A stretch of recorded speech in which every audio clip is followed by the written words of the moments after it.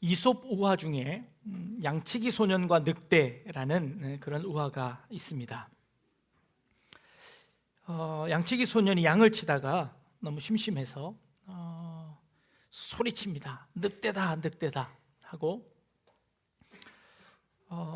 동네 사람들이 몽둥이를 들고 그 아이와 양떼를 지키기 위해서 막 몰려옵니다. 아이가 깔깔깔 웃으면서 심심해서 장난을 쳤노라 이야기를 하죠. 혼을 내고 사람들이 다 어른들이 돌아갑니다. 이 아이가 또 같은 거짓말을 합니다. 두 번째도 사람들은 다 속아서 그 아이를 구하기 위해서 달려듭니다. 세 번째는 달랐습니다. 이 아이가 또 거짓말을 하는구나.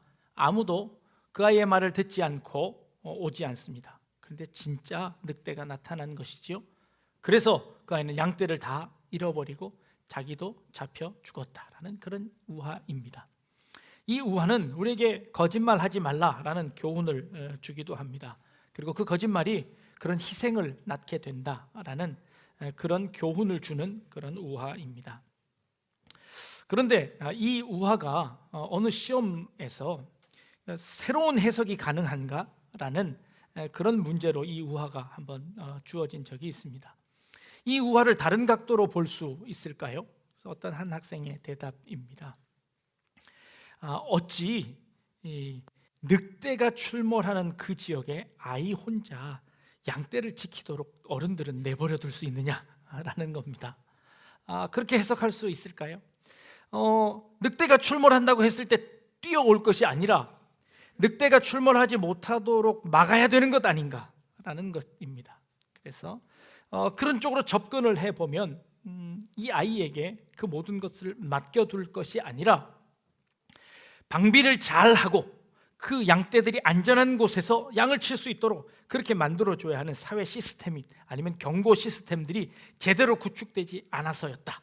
이제는 그 시스템을 잘 구축해야 할 것이다 라고 접근한 것입니다. 네, 말이 되는 것 같습니다. 한동안 우리나라에도 이 종말론에 대해서, 예수님이 다시 오신다는 것에 대해서, 이 세상이 망할 것이라는, 이 지구가 종말을 이룰 것이다 라는 것에 대해서 많은 거짓 뉴스들이 있었습니다. 그럴 때마다 사람들은 놀래하고 정말 그런 일이 일어날 것인가? 사람들은 두려워했습니다.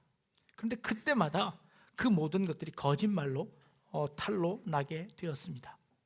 그래서 사람들은 이제 더 이상 종말에 대해서 믿지 않게 되었습니다. 누가 종말을 이야기하면 이제 더 이상 속지 않습니다. 그래서 그런 피해들이 싹 없어지기는 했습니다. 그러나 그것보다도 더 큰 것을 잃었습니다. 정말 예수님이 오실 거라는 기대를 갖지 않게 되었습니다. 예수님이 다시 온다는 이야기를 하면 또 거짓말을 한다고 이야기하며 그 예수님의 말씀을 다 믿지 않게 되었습니다. 오히려 예수님마저도 거짓말쟁이 취급을 합니다. 예수님께서 속히 오겠다고 말씀하셨는데, 아니 속히 오시겠다는 그분이 2000년이 지나도록 안 오셨으면 이제 안 오시는 것 아닙니까? 라고 하는 그런 생각까지 들게 되었습니다. 이 세상이 종말을 이룰지라도 이 인간의 죄 때문에, 인간의 그 공해 때문에, 혹은 인간의 전쟁 때문에 이 지구가 멸망하더라도 땅을 파고 밑에다가 지하 벙커를 두고 있다가 살아나서 나오면 나는 살아날 것이다 라고 생각하기 시작했습니다. 이 지구는 완전히 멸망하지 않고 이 인류는 끝까지 갈 것이라고, 이 과학기술로 말미암아 우리는 영원히 살 수도 있을지 모르겠다고 생각하며 우리 인류의 희망을 걸게 되었습니다. 잘못된 종말론의 거짓말 때문에 오히려 참된 종말론의 힘을 잃고 말았습니다. 종말에 대해서 다 잃어버리게 되었습니다. 예수님이 다시 오신다는 그것이 우리에게 기쁨이거나 그것을 기대하는 사람들이 없어졌다는 겁니다. 왜 그렇게 되었을까요? 자꾸 그 거짓말에 속아서입니다. 사람들은 자꾸 그 예수님이 언제 오십니까? 그때 올 때의 그 징조는 무엇입니까? 그 징조를 통해서 우리가 준비할 수 있지 않겠습니까? 자꾸 사람들은 거기에 관심을 가집니다. 주님께서는 다른 데 관심이 있으십니다. 이 마지막 예수님이 오신다는 것이 무엇을 의미하며 예수님이 오시게 되면 어떤 일이 일어나는지 그것에 대해서 우리에게 말씀하고 계십니다. 오늘 32절 말씀에 무화과 나무의 비유를 배우라 라고 말씀하십니다. 가지가 연하여지고 잎사귀를 내면 여름이 가까운 줄을 알아라 라고 말씀하십니다. 무화과는 비교적 늦게 피는 열매 중에 하나랍니다. 그리고 이 잎이 피고 나서 열매를 맺기까지 시기가 비교적 짧은 식물에 해당된다고 합니다. 그러니 봄철이 되어서 다른 나무들의 가지에 그 잎이 나고 열매가 생기기 시작하는데 무화과는 아무 열매도 맺히지 않다가 갑자기 잎이 나고는 그게 빨리 익어서 무화과 열매를 맺힌다는 겁니다. 그래서 무화과 잎이 연해지고 그 잎사귀가 조금 나오기 시작하면 이제 곧 여름이 올 거구나 라고 생각하라는 것이죠. 예수님의 재림은 마치 그것과 같이 그 시초가, 그 징조가 시작되어지면 예수님이 오시는 시기가 얼마 남지 않았다라는 것을 곧 깨닫게 하시는 그런 비유입니다. 그런데 예수님의 이 비유를 사람들은 또 오해하기 시작했습니다.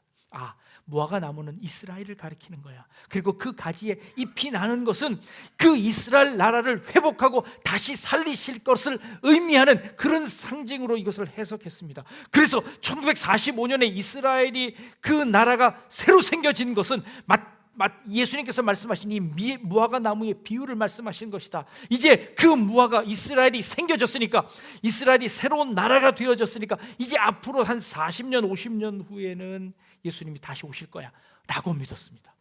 그래서 이스라엘이 2000년 만에 재건된 것은 이 무화과 나무 잎이 새로 나서 열매를 맺었으니까 이제 곧 예수님이 오실 거야 라고 생각하는 그 종말의 징조로 보았습니다.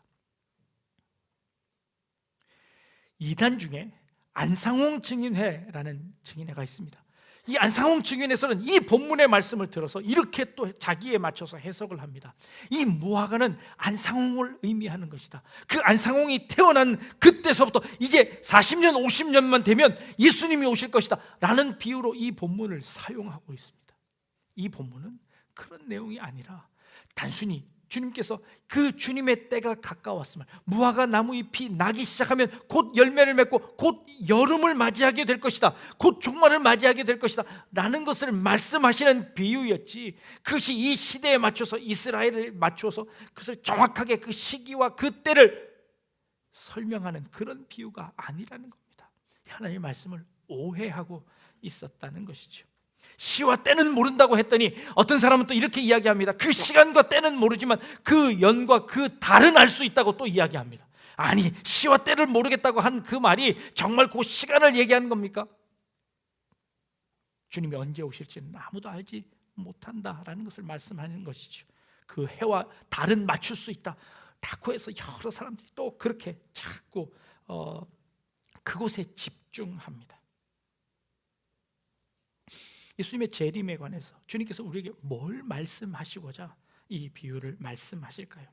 그날과 그때는 아무도 모르나니 하늘의 천사들도 아들도 모르고 오직 아버지만 아신다라는 것이죠.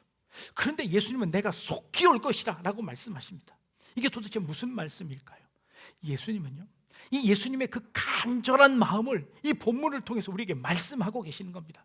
내가 속히 와서 고통당하고 있고 핍박당하고 있고 어려움을 당하고 있는 내 자손들을 내가 얼른 구원하고 싶다, 그래서 내가 얼른 오고 싶다라는 예수님의 그 간절한 열망이 담긴 그런 말씀이십니다.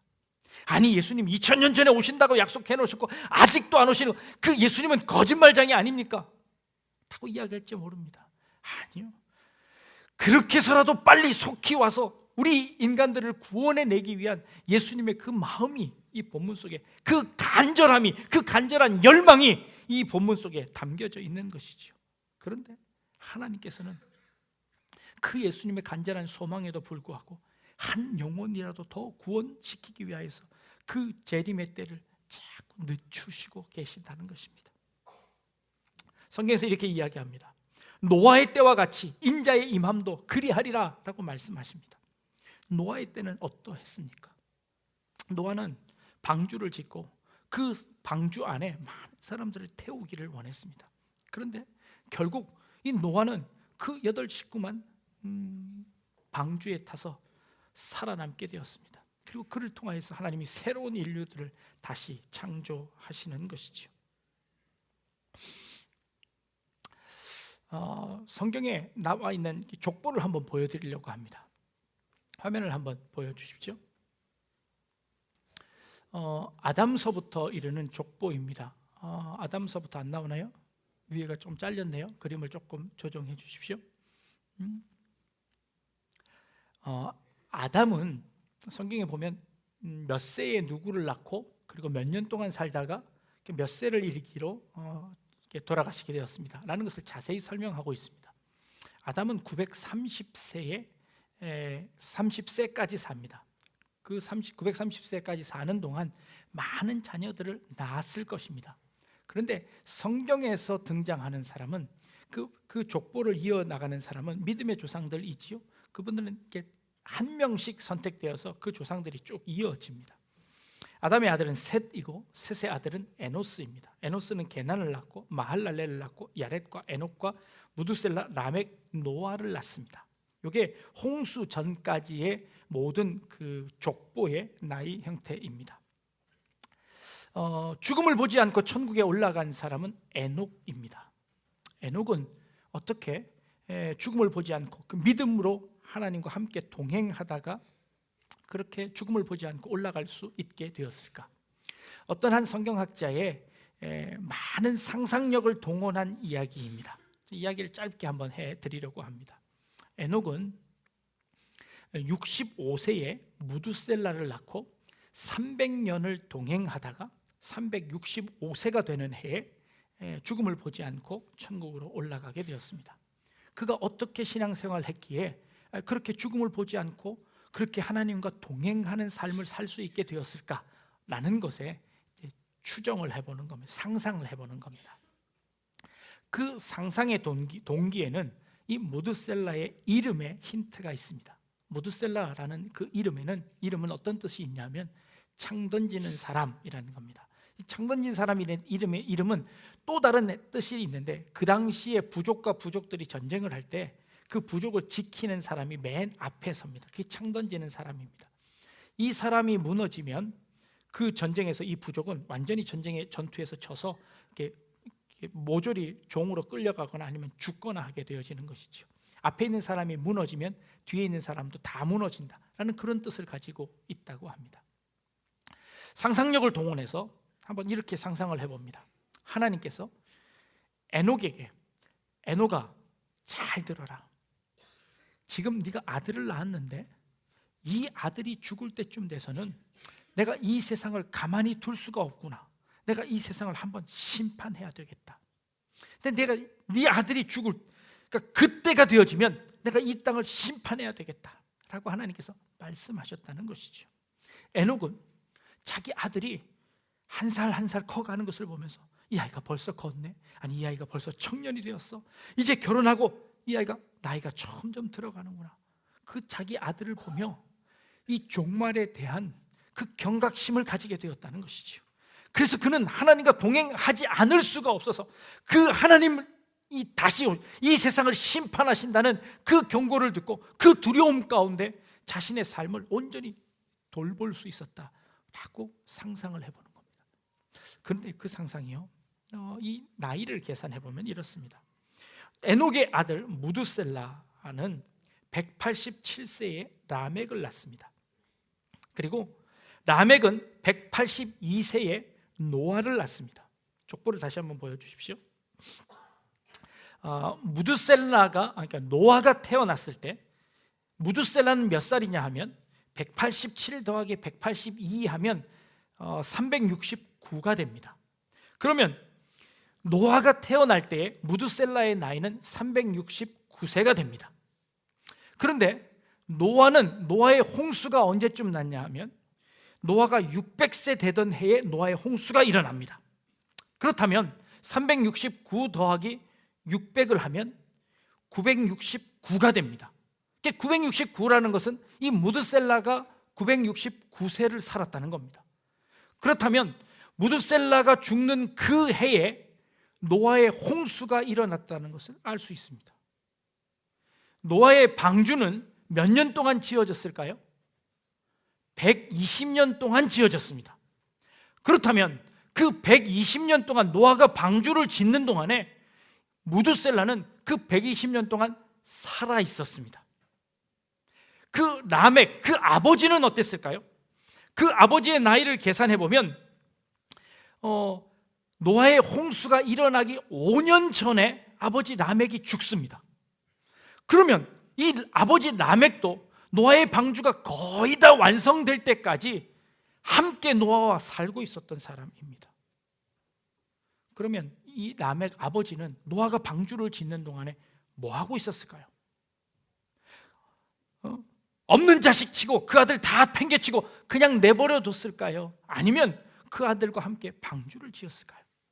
알 수 없습니다. 성경에서 말씀하고 있지 않지만 그러나 한번 추측해 볼 수 있지 않을까요? 그리고 에녹과 무드셀라를 한번 보십시오. 저 위로 한번 올라가 보면 아담과 동시대 사람입니다. 아담이 살아있을 때 에녹과 무드셀라는 살아 있었습니다. 보았을까요? 안 보았을까요? 거기에 대한 성경의 언급은 없습니다. 그러나 추정컨대 그 아담을 보았지 않을까요? 물론 아담 이후로 많은 인류가 퍼져서 그 많은 인류가 이 지구상에 많이 흩어져서 살고 있었을 것입니다. 그 중에 아담은 직접 에덴 동산에서 하나님과 대면했던 사람입니다. 그리고 그 하나님께 죄를 지어서 쫓겨났던 사람이죠. 그런 아담은 그 하나님에 대해서 절실하게 깨달은 사람이죠. 그리고 그 하나님에 대해서 그 아들들에게 이야기했을 겁니다. 그리고 그 아들은 그 아버지의 말을 들었을 겁니다. 그리고 그 아담은 자녀 손손에게 그 하나님의 이야기를 하려고 시도했을 겁니다. 그 중에는 그 말을 듣지 않고 도망다닌 아들들도 있었겠죠. 그러나 그 말씀을 들었던 아들도 있었을 것입니다. 성경학교를 하고 있습니다. 자녀들에게 복음을 가르치려고 합니다. 자녀들에게 내가 만난 하나님을 가르치려고 합니다. 아이들이 말을 듣지 않을 때도 있지요. 그럼에도 불구하고 우리는 끊임없이 쉬지 않고 우리 자녀들에게 하나님의 말씀을 전하는 겁니다. 하나님은 정말 살아있다고, 하나님은 정말 신실하신 분이라고, 하나님은 정말 살아계시고 이 우주를 창조하신 분이라고 말합니다. 아이들이 잘 듣지 않죠. 그럼에도 불구하고 그 아이들에게 복음을 전하는 것이지요. 하나님께서 그 믿음의 그 끈들을 놓지 않고 하나님께서 인도해 주실 줄로 믿습니다. 하나님께서요, 왜 무두셀라를 그렇게 오래 살게 하셨을까요? 저는 이렇게 생각해 봅니다. 하나님께서 그 심판의 때를 조금이라도 늦추고 싶으셔서 한 생명이라도 더 구원해내는 것이 하나님의 마음이셔서, 그래서 하나님께서 이 심판의 때를 자꾸 미루신 것은 아니었을까? 그래서 무드셀라가 그렇게 오랫동안 산 것은 아니었을까? 네 아들 무드셀라가 죽으면 내가 이 땅을 심판할 것이다 라고 약속을 해놓으셨는데 그 아들 언제 데려갈까 하는 것이죠. 그래서 하나님께서 그 심판의 때를 자꾸 미루시지 않았을까 라는 것입니다. 예수님께서 다시 오시겠다고 약속하셨습니다. 예수님께서는 그 제자들을 하루라도 빨리 천국으로 인도하고 싶습니다. 이게 예수님의 마음입니다. 그래서 내가 속히 오겠다, 이게 예수님의 마음이죠. 그런데 하나님께서는 반면에 한 생명이라도 더 구원하고 싶으신 것입니다. 그래서 하나님께서는 그 시기를 자꾸 미루시는 것이죠.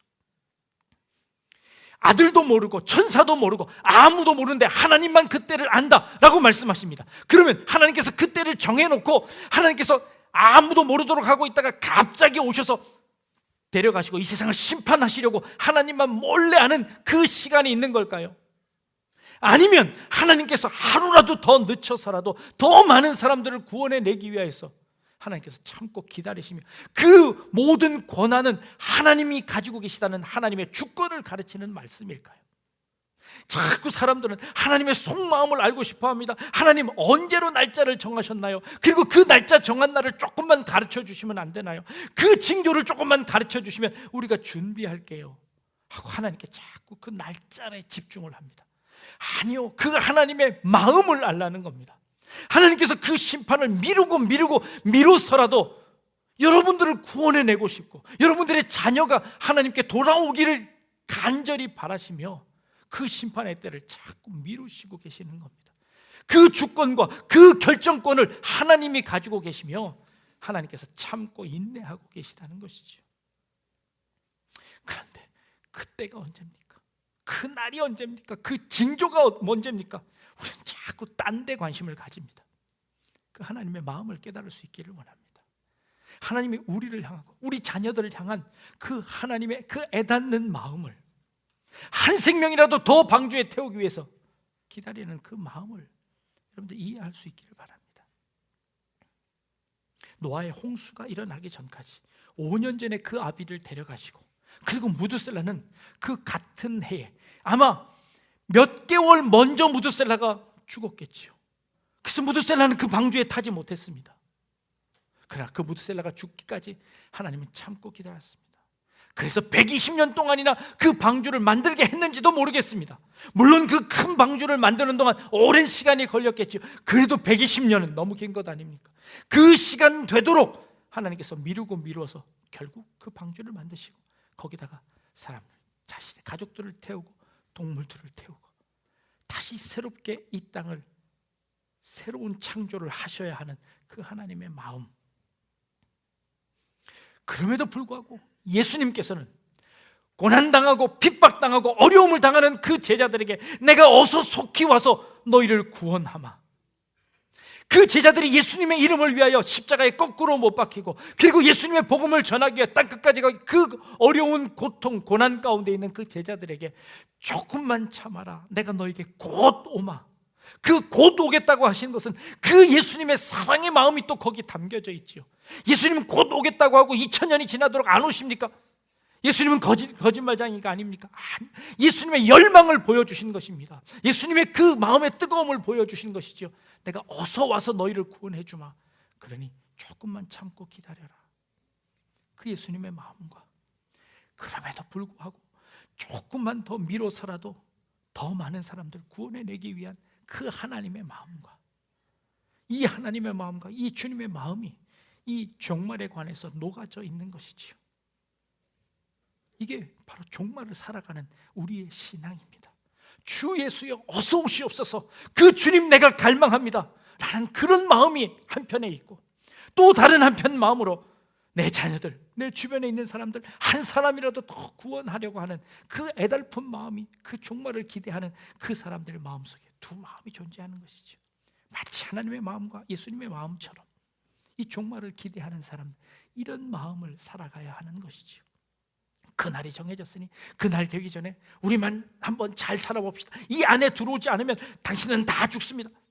우리 안에 들어와야 삽니다 하고 자신들의 그 궁전을 만들어 놓고 그런 이단들이 아니라, 주님은 이 날 오십니다 하고 그 날과 그 시를 예언하고 그 시간 돼서 준비하는 그런 이단들이 아니라 정말 하나님의 마음을 깨닫고 주님의 마음을 깨달아 온전한 종말을 준비할 수 있는 우리 성도님들 다 될 수 있기를 주님의 이름으로 축원합니다. 내 자녀 한 사람 더 구원하기 위해서, 더 복음 전하기 위해서 그때를 미루고 있는 그 하나님의 마음처럼, 주님 조금만 더 시간 주십시오. 그러면 내가 자녀에게 내 삶으로 복음을 전하겠습니다. 그리고 그에게 참 길이 무엇인지, 참 인생의 길이 무엇인지 내가 그에게 설명할 수 있는 시간을 좀 주십시오. 내 주변에 있는 사람들에게 이 복음 전할 수 있는 그 시간을 좀 주십시오. 그렇게 애달픈 마음으로 종말을 준비하는 것이죠. 그런 마음으로 마지막 때를 준비하는 것입니다. 이게 온전한 종말을 준비하는 참된 신앙인 줄로 믿습니다. 주님 오시는 그날을 기대하며 그날에 온 가족들이, 온 주변에 있는 많은 사람들이 그 영광 가운데 오시는 그 주님을 온전히 맞이하며 찬양하게 되는 그날을 기대하며 오늘 하루를 살아낼 수 있는 그런 우리 성도님들 다 되실 수 있기를 주님의 이름으로 축복합니다. 기도하겠습니다. 하나님, 하나님의 마음을 깨닫기 원합니다. 우리가 관심 가지는 그 날과 그 때가 아니라 정말 그 하나님의 마음 속에 있는 그 마음을 깨달아 종말을 온전히 준비할 수 있는 저희들의 삶이 되게 하여 주옵소서. 감사드리며 예수님의 이름으로 기도합니다. 아멘.